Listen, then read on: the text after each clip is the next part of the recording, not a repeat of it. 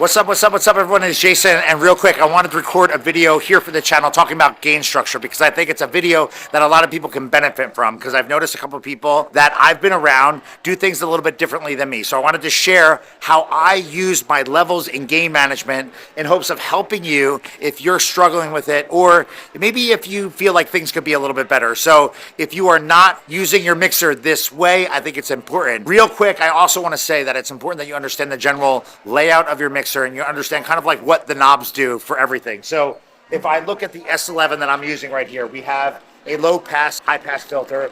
We have our line low, we have our line mid, we have our line high, and then on top of that, we have our trim. What we do is when we sound check and we get everything dialed in, is we set our trim to a level that sounds perfect in the room. But what I try to do is have that my individual line level be at a perfect volume level at level 8, meaning there's a scale from 1 to 10. I try to not exceed level 8, being like a crisp, perfect sound. I try to only adjust the trim if needed to give me a little bit more of a boost during a party. I try to give myself a little bit of headroom on the line of my mixer, giving me the ability to punch it a little bit harder if we need to. And if a song or track is lower, you can adjust it in Serato or you can adjust the trim for that.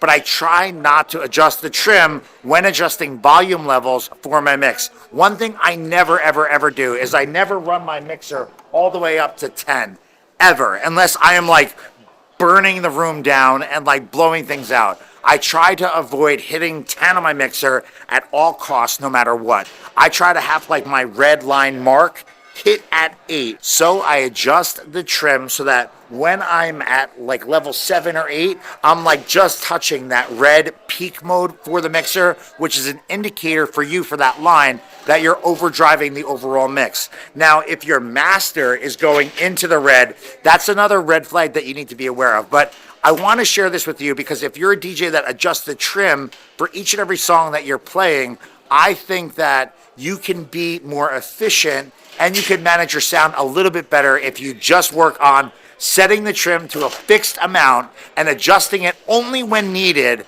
and really working with the headroom that you have with your line on the individual mixer. A quick tip from me about mixing and how I set my gains for my events. And if you have a question, you agree, you disagree, whatever, throw it in the comments underneath this video. I appreciate you checking this out. Be on the lookout for more videos just like this. And I have another video that I want you to check out right over here. Just tap in and I'll see you real soon.